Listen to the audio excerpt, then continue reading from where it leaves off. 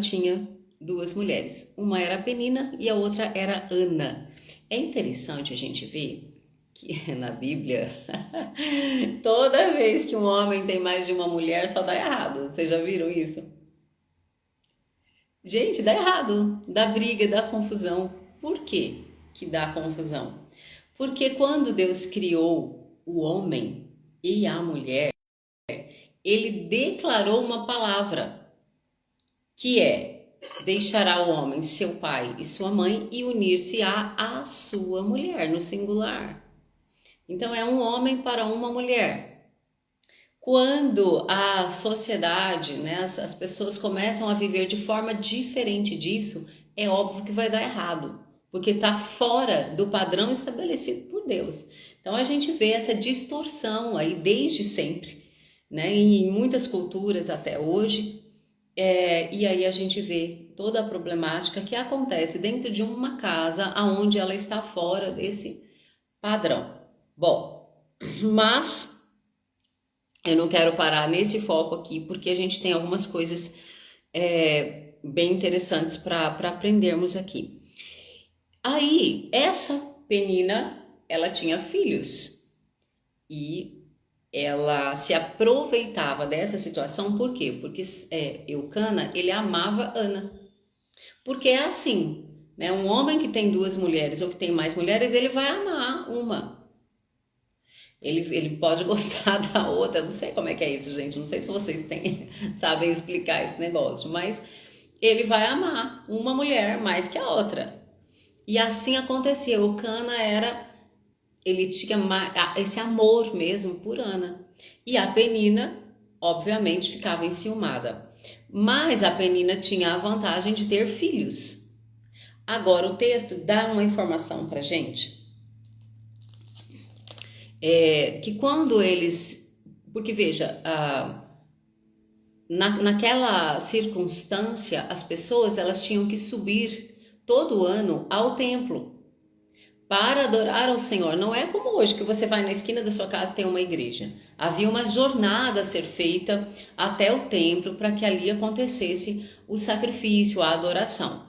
Então, quando eles ofereciam esse sacrifício, essa adoração, eles tinham uma parte que era a refeição. Parte desse sacrifício eles tinham como refeição. E aqui está dizendo que Eucana oferecia, ele dava para Penina, para seus filhos e filhas, mas ele dava uma porção em dobro para Ana. Então aqui fica bem explícito e explicado o quanto Eucana amava Ana. Mas a Penina, ela ficava provocando Ana. Sabe, cutucando assim, eu tenho filho, você não tem, aquela coisa toda. Mas nesses versículos 5 e 6, diz que Eucana dava uma porção em dobro para Ana, pois a amava, apesar de o Senhor tê-la deixado estéril.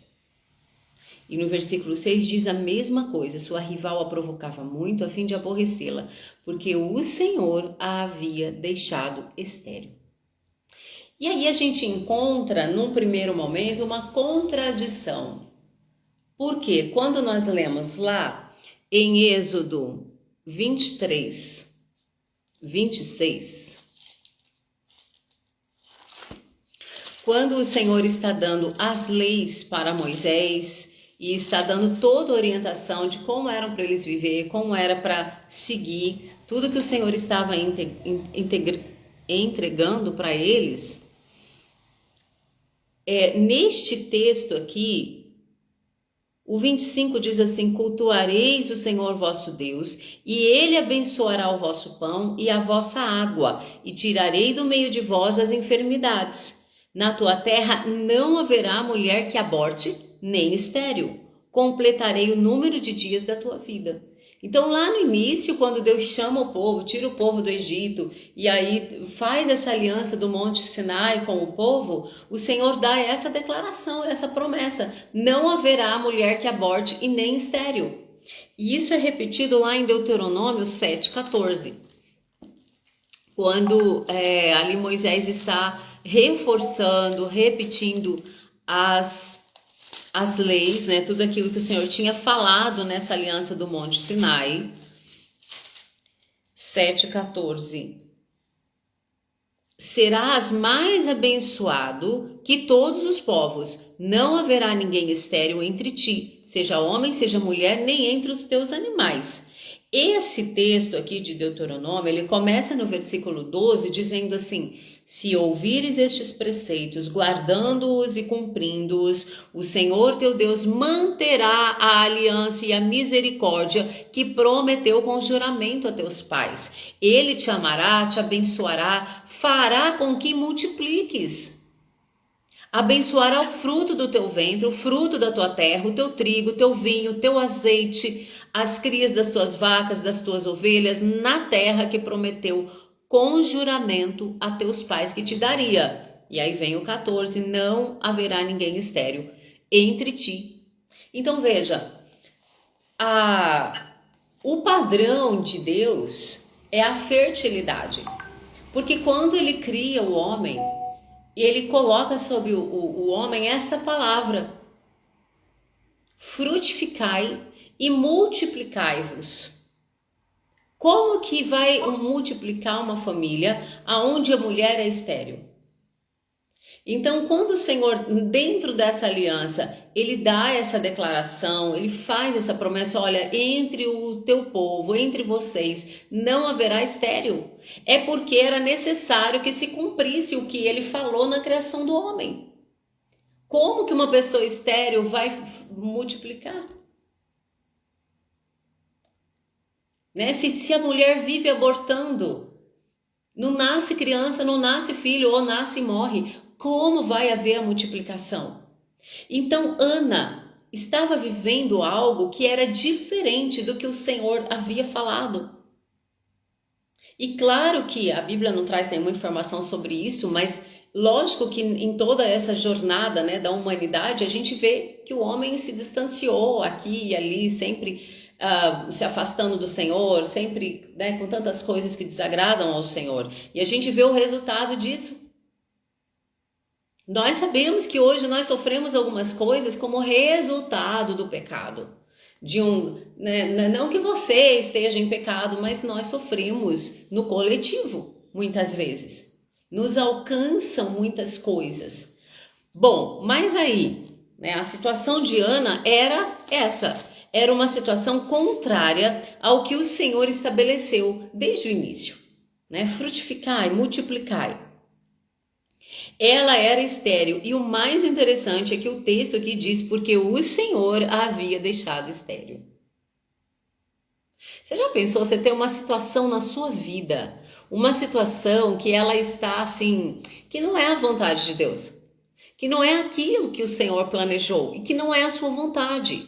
Que quando você olha para a palavra de Deus, você fala: nossa, mas eu estou vivendo isso aqui, mas a Bíblia diz que não é essa a vontade de Deus para mim. Eu creio que todos vocês já viveram ou estão vivendo uma situação assim, que você olha e fala: mas isso não é a vontade de Deus. Por exemplo, né, uma vida de muita escassez, uma vida onde às vezes pessoas que vivem beirando a miséria. Não é a vontade de Deus, porque o Senhor prometeu abundância, multiplicação, frutificação, bênçãos sem medidas. Então, quando a gente vive uma situação de escassez, de muito pouco, de tudo muito apertado sempre, tem alguma coisa errada. Mas o texto diz que o Senhor havia deixado estéril. Por quê? Porque a vida vem de Deus, gente. Se alguém não está gerando, se alguém não está tendo filho, se alguém não está multiplicando, e aí a gente pode ampliar essa fala, né, de multiplicar, de gerar filhos, nós podemos ampliar isso para todas as áreas da nossa vida. Alguma coisa errada tem, porque a vontade de Deus não é essa. E uma mulher, nesse contexto em que Ana vivia, muito mais. A mulher precisava ter filhos, era um atestado, né? Era uma validação para a mulher. Então, uma mulher estéril que ela não gerava era uma vergonha. Ela envergonhava a si mesma e ao seu marido. E Ana tinha essa aflição. E para piorar, ainda a Penina a atormentava com essa história. Então imagine você passando uma situação difícil e alguém ficar te espezinhando, alguém ficar falando, sabe, tirando onda com a sua cara, alguém ficar pisando em você por causa dessa situação. Era isso que Ana estava vivendo. E aí, no versículo 8, o Eucana, ele fala assim: Ana, por que você chora? Por que você não come? Por que o teu coração está tão triste? Eu não sou melhor para você do que 10 filhos. Aqui eu vejo algo assim, sabe? Às vezes, nós queremos... a gente quer, assim, pôr fim na dor do outro, baseado simplesmente no que você sente.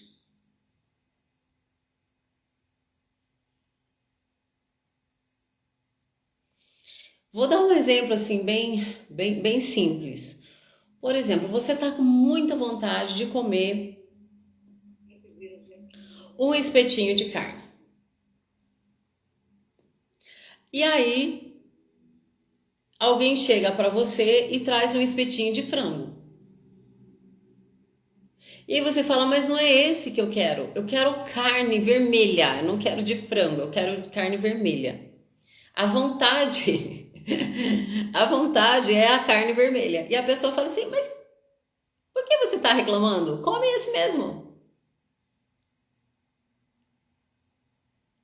Tá, tudo bem, mas eu quero de carne. Então, assim, Eucana, ele vem com essa tentativa, né, de fazer com que Ana pare de sofrer a partir da ótica dele. Ana, você não precisa de filhos, você já tem a mim. Mas sabe, gente, quem realmente sabia o que estava acontecendo dentro de si era a Ana. E muitas vezes nós sofremos isso. A gente tem algo dentro de nós que nos incomoda, que está fazendo sofrer, que está trazendo angústia. E o outro fala assim, mas por que você está sofrendo? Por que você não para de chorar? Como se a presença de Eucana pudesse substituir o gerar filhos. Pudesse substituir a frutificação, a multiplicação. Então, muitas vezes, eu não sei se é o seu caso, somente quem conhece a sua dor, as suas expectativas, é você e o Senhor. Porque a Penina, ela não sabia o que era isso. Ela simplesmente gerava. Então, ela não conseguia dimensionar o sofrimento de Ana. Eucana também não. Para ele estava tudo certo. Ô Ana, para que você está sofrendo tanto? Ai, deixa isso para lá. Segue a vida. Não é assim que muitas vezes a gente ouve? E muitas vezes a gente quer fazer isso com as pessoas. A gente quer entrar na dor da pessoa e falar assim, ai, para de sofrer. Chega já, esse luto aí já deu tempo. Se levanta, vai viver a vida. Mas a pessoa está com a alma angustiada. Ela tem algo dentro dela, sabe? Que só o Senhor conhece. E essa era a situação de Ana. Nada podia consolar Ana. Aí eles estão ali nessa ocasião do sacrifício. Então eles comem e bebem. E diz aqui a partir do 9, 10 que Ana, com a alma amargurada, ela orou ao Senhor e chorou muito. A alma de Ana estava amargurada, porque a alma, gente, é esse lugar das nossas vontades, dos nossos desejos, é o lugar do sofrimento, é onde a gente sonha com as coisas, é a alma. E ela chorou muito na presença do Senhor.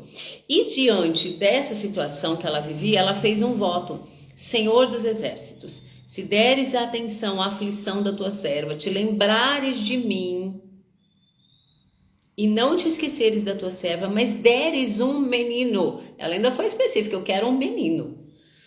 Eu o dedicarei ao Senhor por todos os dias da sua vida. E navalha não passará pela cabeça dele.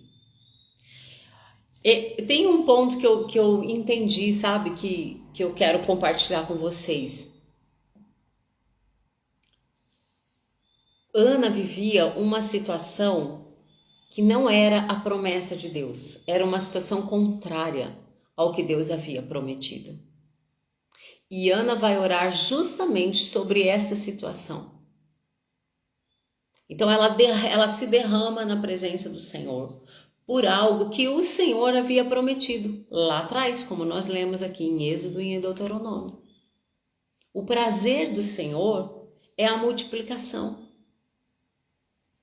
Foi desta forma que ele criou o homem. Ele já fez o ser humano com a capacidade reprodutiva, de se reproduzir, de fazer mais pessoas. Então Ana, ela estava buscando em Deus algo que ele havia falado. Algo que ele havia determinado. Ela não estava simplesmente buscando uma coisa que estava fora do padrão de Deus, que o Senhor não havia falado. Não, ela estava buscando algo legítimo. Era como se Ana falasse: Senhor, lembra que na tua palavra o Senhor disse que não haveria estéril no meio do teu povo. Olha para a minha aflição e vê que não sei se estou vivendo, não está de acordo com aquilo que o Senhor prometeu. O Senhor tirou o seu povo, o Senhor chamou o seu povo para uma aliança. Gente, isso faz parte da aliança de Deus. Não haverá estéril no meio de ti. E nós temos uma aliança com o Senhor, um sangue foi derramado e uma aliança foi feita na cruz do Calvário, para que hoje eu e você possamos chegar diante do Senhor e falar: Pai, essa situação que eu estou vivendo, ela não está de acordo com o que foi conquistado na cruz do Calvário. Na cruz do Calvário eu tenho redenção, eu tenho vida, eu tenho abundância, eu tenho uma vida abundante a partir da cruz. Foi feita uma aliança. Existe algo que o Senhor mesmo prometeu, que o Senhor mesmo colocou como promessa. O apóstolo Paulo, ele escreve assim: tantas quantas são as promessas de Deus, nele, em Jesus, tem o sim e o amém. Então, por exemplo, você está vivendo sem paz. Você não tem paz na sua casa, você não tem paz no seu coração, mas é uma promessa do Senhor que você vive em paz. Deixo-vos a minha paz vos dou, não é como a paz do mundo, que o mundo prega. Não, é uma paz que ela excede todo entendimento. E se você olhar para o Salmo 23, ele diz: eu vou conduzir você a águas tranquilas. Eu conduzo você a pastos verdejantes, a lugar de descanso. Se você passar uma dificuldade, se você atravessar um vale que parece que você está morrendo, você não vai morrer, eu atravesso com você. E aí Paulo explica: todas as promessas têm o sim e o amém. Então, qual é a situação que você está vivendo hoje, que não está de acordo com o que Deus prometeu, com o que o Senhor tem feito por nós? O que você está vivendo? Às vezes é uma desavença dentro da sua casa, é uma confusão dentro da sua casa, mas o Senhor prometeu estabelecer o reino dele dentro da sua casa. O Senhor prometeu a paz sobre você, sobre a sua família. Eu gosto demais, já falei isso para vocês, eu amo a história de Raabe. Raabe, quando ela vai falar com os espias, ela não pede só para ela. Ela não fala assim: olha, quando vocês voltarem, salva a minha vida. Não. Ela pede que toda a família dela seja salva. Raabe teve um entendimento do Deus a quem ela estava se referindo, do Deus que aqueles homens serviam, que era um Deus de família, que é um Deus do coletivo. E ela falou: olha, eu peço que toda a minha família seja salva. Ela não pediu só por ela, porque ela tinha entendido esse mistério, esse poder, essa bondade do Criador, do Eterno, que Ele alcança você e alcança a sua família também. Então, qual é a situação que você está vivendo hoje? que está em desacordo com a perfeita vontade de Deus e você tem sofrido por isso. Essa palavra ela vem como nos encorajar a fazermos como Ana fez, a nos dobrarmos diante do Senhor. Às vezes está faltando você chorar mesmo, você derramar sua alma. Aqui no versículo 15, Ana estava ali, né, fazendo esse voto ao Senhor, e o texto diz que ela orava meio que em silêncio. Ela mexia os lábios. Então veja, Ana não era aquela pessoa que Jesus fala quando os discípulos pedem para ele ensinar a como orar. Ana não era aquela pessoa assim que estava em pé no templo, ó Senhor Deus Todo-Poderoso, e sabe, não. Ela estava ajoelhada, ela estava derramada, ela estava chorando, ela estava decomposta na presença de Deus. Às vezes o Senhor quer que a gente tenha essa atitude, da gente se desarrumar na presença dele. Sair desse padrãozinho, parecendo um robozinho, aquela oração, Senhor Deus Todo-Poderoso, soberano e eterno e criador.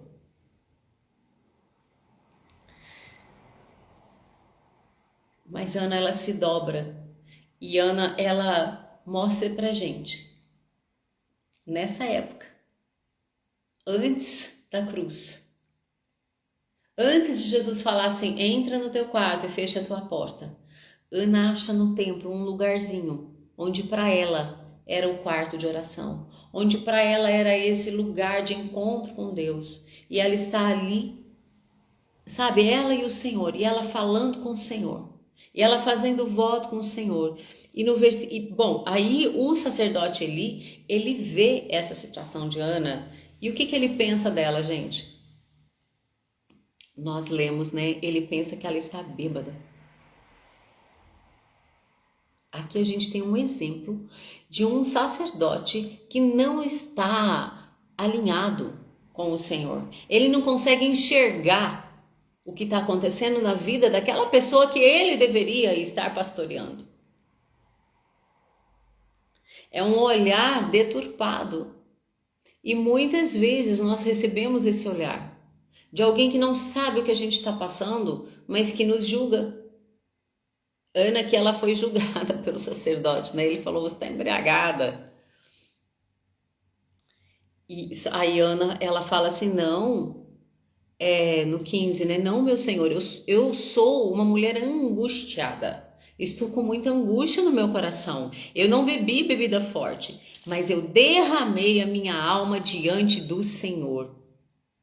Olha, tá aqui uma oração que o Senhor, vou falar, né, agora assim, do meu jeito, que o Senhor vai se inclinar e vai olhar para você, derramando a sua alma na presença dele. Sabe, derramar a sua alma é chorar.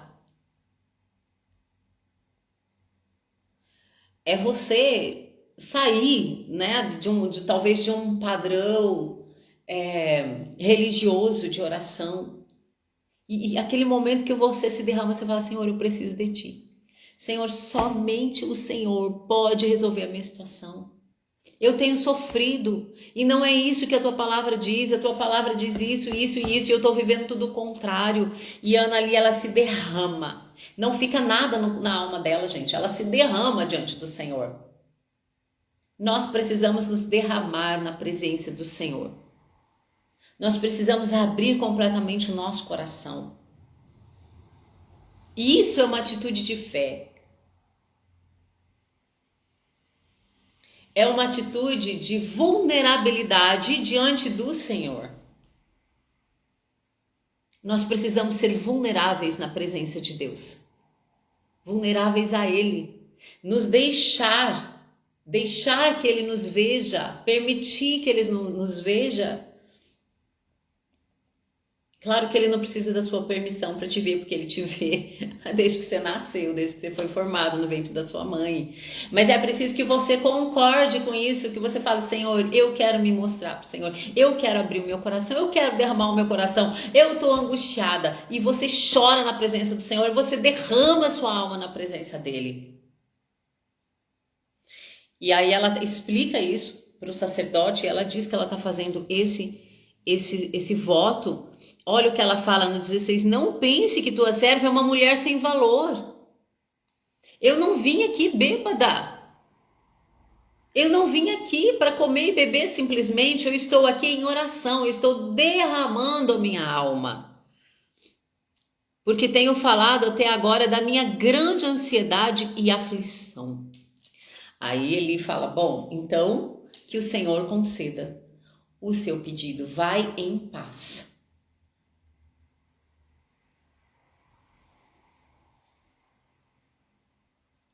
Esse sacerdote, a gente viu aqui, né, que ele estava sentado numa cadeira. E isso é muito significativo e nos ensina. Sabe, lugar de sacerdotes não é sentado. Lugar de sacerdote ou é em pé, com as mãos erguidas para o céu, profetizando, decretando, declarando a palavra de Deus, ou é com o seu joelho dobrado, buscando a face do Senhor, intercedendo. Porém, ele tinha a autoridade de sacerdote sobre ele, e ele lança essa palavra: Ana, então receba aquilo que você veio pedir ao Senhor. Ana estava tão na intimidade com Deus que ele não ouviu o que ela estava orando. Porque sabe, gente, ninguém precisa ouvir a nossa oração. Só quem precisa ouvir é o Senhor. Ninguém precisa ouvir. A gente só precisa que o nosso Pai nos ouça. Jesus ensinou: entra no teu quarto, fecha a tua porta, e o teu Pai que te vê em secreto te recompensará. Há uma recompensa quando você entra nesse lugar de oração, esse lugar que é só seu e do Senhor. Há uma recompensa para você. Ana teve a sua recompensa. Ela saiu deste lugar de oração com uma palavra. E é tão poderoso isso, gente. Porque às vezes você está lá na igreja, né, na sua reunião, na sua comunidade, e você recebe uma palavra que é liberada naquele lugar. Isso é motivo para você se animar, para você lançar mão dessa palavra, se levantar e sair confiante, sair com a sua recompensa na mão. A nossa recompensa é a palavra do Senhor,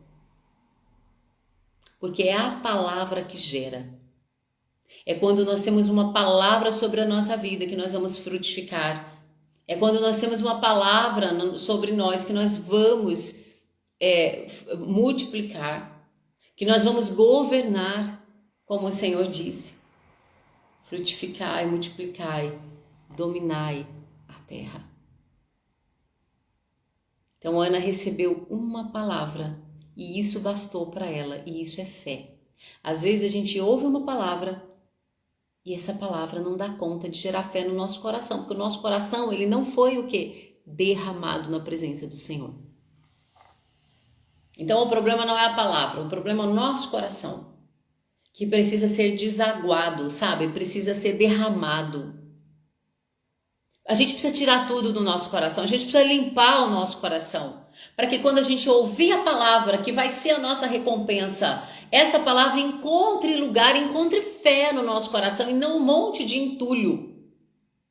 E aí a gente sai e fala assim: mas essa palavra acho que não era para mim não. Mas acho que não vai ser agora. E a gente coloca um monte de mais. É ou não é, gente? Quando nós devemos pegar essa palavra e falar: é essa palavra que vai frutificar no meu coração. É essa palavra que vai mudar a minha história. É essa palavra. Agora eu vou agir de acordo com essa palavra. Foi o que Ana fez. Ela se levantou diante dessa palavra que o sacerdote ele deu. Ela diz: então a mulher seguiu o seu caminho e comeu. A sua aparência já não era mais triste. Pronto, Ana recebeu o que ela precisava, uma palavra. E essa palavra mudou o rosto de Ana, mudou o coração dela, mudou a atitude dela. É como você se levantar desse lugar de oração, onde você recebe uma palavra do Senhor e você fala amém. Então é isso. Agora eu já tenho uma palavra. Meus irmãos, tudo que nós precisamos é de uma palavra que ganhe o nosso coração. Mas para que essa palavra ganhe o nosso coração, nós precisamos derramá-lo na presença do Senhor. Às vezes, você derramar o seu coração diante de um amigo é até bom. Até assim você desabafa, mas não vai resolver a sua situação, não.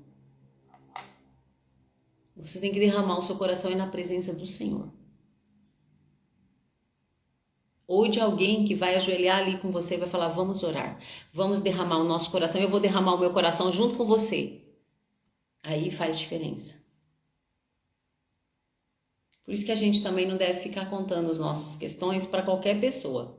A pessoa que ela não tem a visão do Senhor. A pessoa que ela não sabe qual é a promessa de Deus.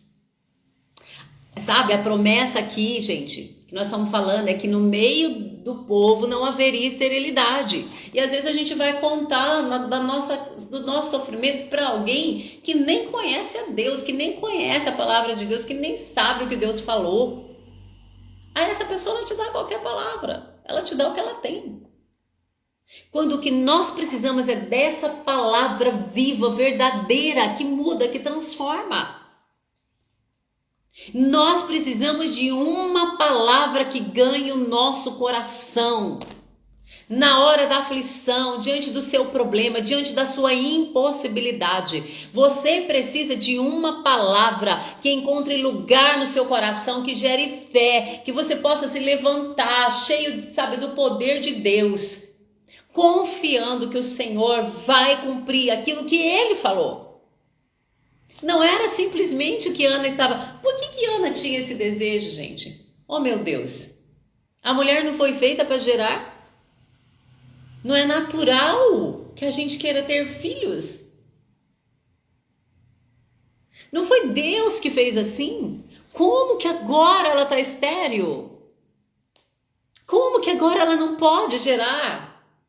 Está em contradição, está diferente do que o Criador fez.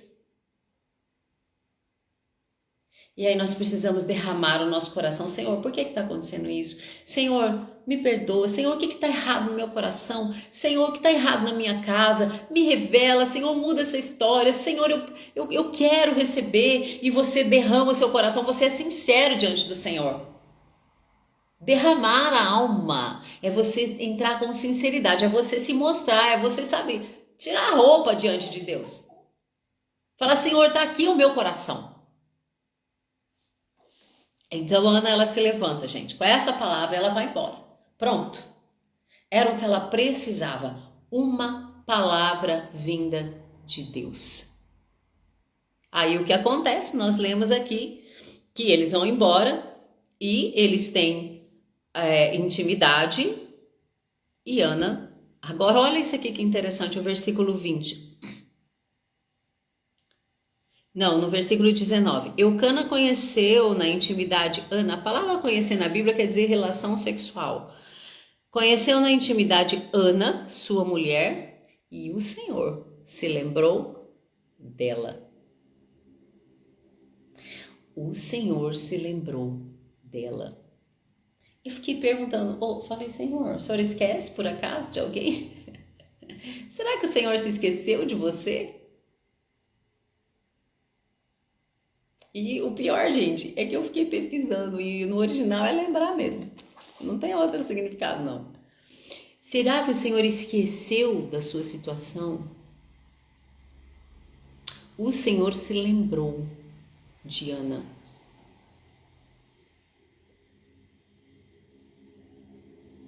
Eu creio que alguns de nós, se não todos nós, precisamos fazer essa oração. Senhor, lembra-te das tuas promessas sobre a minha vida. Senhor, lembra-te, não te esqueça de que o Senhor falou isso, isso e aquilo. Senhor, lembra-te de que a minha família é uma família que o Senhor ama e que o desejo do meu coração é que seja transformado. Senhor, lembra-te que na cruz do Calvário Jesus pagou pelos meus pecados e pelas minhas enfermidades, e eu posso ter vida e vida em abundância, como diz o Salmo 103, que Ele nos renova, Ele renova a nossa mocidade, a nossa vida, Ele nos dá vigor físico. Senhor, lembra-te.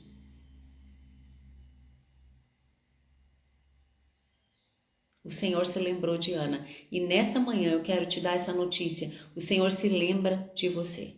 O Senhor se lembra que você está orando já há um tempo sobre algo. O Senhor se lembra de que você tem derramado a sua alma na presença dEle já há um tempo por algo que você deseja. O Senhor se lembra de você desde a primeira vez que você começou a orar.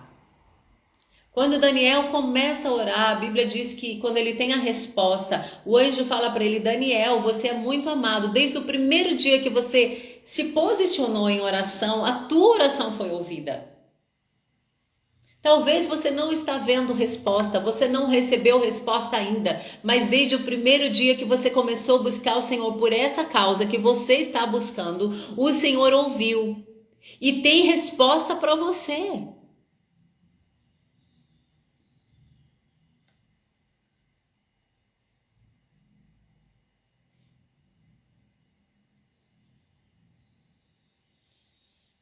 O Senhor se lembrou, Ana ficou grávida e ela teve um filho.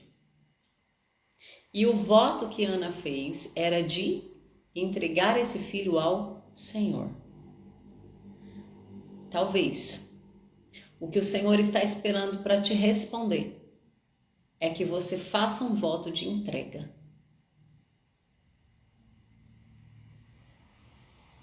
É que você possa dizer ao Senhor: Senhor, tudo é teu.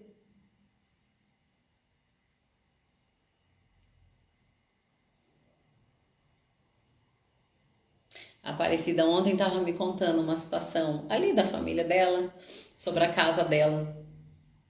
E que aí, né, no meio da situação, ela falou assim: mas vai sujar a casa, que não sei o quê, porque a menina limpou, piriri, pororó. Mas peraí, se Deus me deu a casa, não é para usar? Então que use. Depois a gente limpa.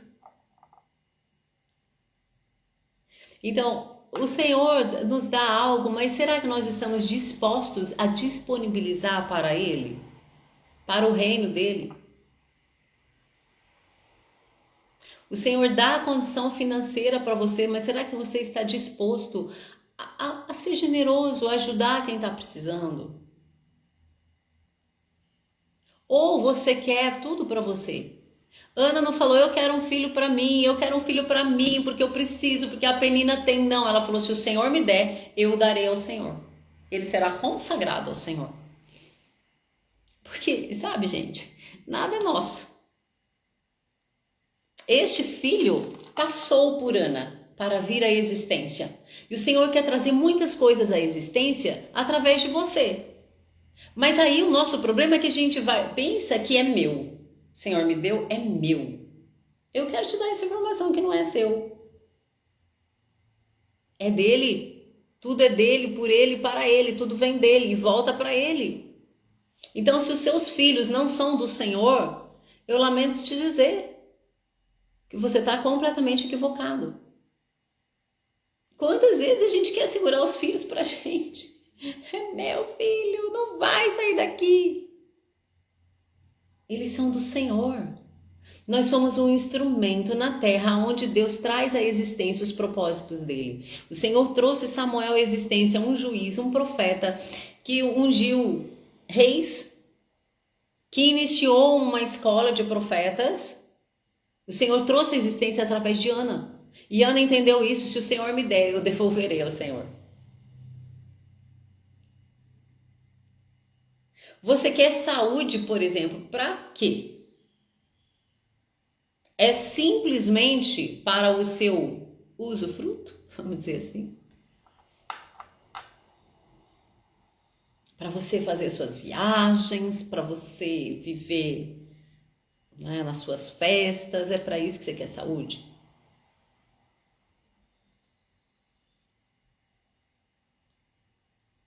E o reino de Deus? Ana gerou um filho, profeta. que mudou a história. Ele foi, apesar, gente, de não ser da linhagem de Arão. Veja como a atitude de Ana mudou, assim, sabe, mudou a história. O filho dela não era da linhagem sacerdotal, porém ele se torna sacerdote por causa do voto que Ana fez. Então aquilo que você entrega ao Senhor pode mudar completamente a história da sua família, da sua casa, às vezes a história até da sua cidade. Dependendo da sua entrega, do entendimento que você tem, daquilo que você está buscando no Senhor. Então, olha, primeira coisa, o que você busca tem que ser algo que o Senhor prometeu, que está dentro da aliança. Está dentro da aliança, você pode pedir ao Senhor, você pode derramar sua alma e clamar por isso, porque é legítimo. Depois, você precisa desocupar o seu coração. Você precisa se derramar, você precisa chorar, você precisa orar, você precisa clamar, você precisa, sabe, se deitar no chão, se colocar numa posição mesmo de petição e, sabe, para que toda a angústia e ansiedade saia do teu coração. Para que quando você receber a palavra, Deus vai te dar uma palavra sobre o que você pede. Essa palavra ela seja certeira para gerar fé no seu coração, você se levantar com convicção e saber que no tempo certo, né? Porque a gravidez tinha um tempo. Ana se levantou, foram para casa, nananã, e 9 meses se passaram e nasceu o menino. E Ana cumpriu o seu voto. Ana entregou ao Senhor. Então é você falar, Senhor, a minha casa, ela é tua. O Senhor quer que eu abra a minha casa para algum trabalho aqui, para uma reunião de oração, para alguém? O que o Senhor quer que eu faça com o que o Senhor me deu? Senhor, meu dom, meu talento é para o Senhor. Eu sei administrar bem as coisas, então eu quero usar isso no teu reino, me abençoa. Senhor, cumpra a tua palavra sobre a minha vida. E você vai ver, você pode, gente, sabe, você pode desfrutar do que Ana desfrutou, de uma bênção, uma mudança no cenário do povo de Israel. Uma nação toda recebeu um sacerdote, recebeu um profeta, por causa de uma mulher que derramou sua alma, que entrou num lugar secreto, que entrou num lugar de intimidade com Deus, ela e o Senhor.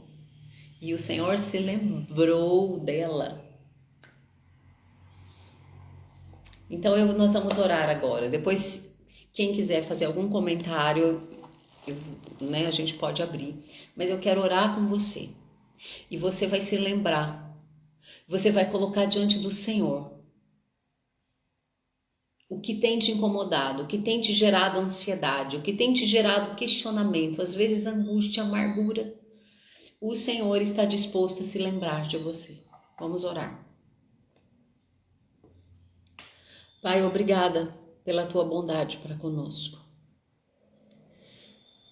Nós te agradecemos porque desde o início o Senhor já liberou tudo que nós precisamos, Senhor. A tua palavra foi liberada sobre nós. O crescimento, a frutificação, a multiplicação, o governo, o Senhor colocou nas nossas mãos. É certo que o pecado nos afastou do Senhor, mas o teu Filho amado, Jesus Cristo, veio para fazer uma nova aliança. E através dessa aliança, desse sangue derramado, nós entramos na tua presença e te chamamos de Pai. E neste lugar onde nós podemos olhar para o Senhor e te chamar de Pai, nós temos toda a liberdade de derramar o nosso coração, de derramar a nossa alma, Senhor. Para que seja desaguado toda ansiedade, toda amargura, toda tristeza de coisas que nós estamos vivendo, mas que não estão de acordo com a tua perfeita vontade, que não estão de acordo com aquilo que nós também desejamos. Pai, que nesta manhã o teu Santo Espírito possa realizar em cada um de nós a tua obra, de fazer-nos derramar o nosso coração na tua presença. de tirarmos do nosso coração toda amargura, toda ansiedade e ficarmos com a tua palavra que é fiel e verdadeira, com a tua palavra que é uma semente de vida eterna. E nós possamos permitir que essa palavra gere em nós tudo aquilo que o Senhor quer fazer. Que nós tenhamos esse entendimento, Pai, de que tudo que o Senhor nos dá é teu, de que tudo que o Senhor faz em nossa vida é para o teu reino, porque tudo pertence a ti, tudo vem de ti, tudo é para ti. Todo louvor, toda honra, toda glória, todo fruto que nós possamos produzir aqui é teu, Senhor. Que nós tenhamos esse entendimento e esse desprendimento. E que pela fé, Senhor, nós possamos gerar filhos, sejam filhos espirituais. Nós possamos gerar projetos segundo o teu coração. Nós possamos mudar a história da nossa família como Ana mudou. Possamos mudar a história do nosso país, Senhor, como Ana mudou a história do povo. Oh, Deus, usa-nos como esse instrumento, Senhor. Nós somos poucos, eu sei que há muito a ser feito, Senhor. Mas o Senhor só precisa de uma pessoa que derrame a sua alma, de uma pessoa que creia na palavra liberada, de uma pessoa que se levante com fé, possa viver o que a tua palavra está dizendo. Em nome de Jesus, Senhor, faz a tua obra. Lembra-te, ó Deus, de cada um que está aqui nesta reunião. Lembra-te, Senhor, de cada promessa tua, porque em Jesus as tuas promessas têm o sim e o amém. Lembra-te, Senhor, do que cada um está pedindo ao Senhor. Tem pessoas aqui que há anos oram por algo, que há anos, Senhor, estão clamando a ti. Contempla, Pai. Lembra-te, Senhor. Nós sabemos que o Senhor não esquece, que isso é uma forma, é uma expressão. Mas nós, nesta manhã, nós dizemos, lembra-te, Senhor, que seja esse o tempo da tua palavra trazer vida. Que seja esse o tempo da tua palavra mudar o cenário, mudar a família, mudar a empresa, mudar os negócios, mudar o coração. Em nome de Jesus, Pai. Amém.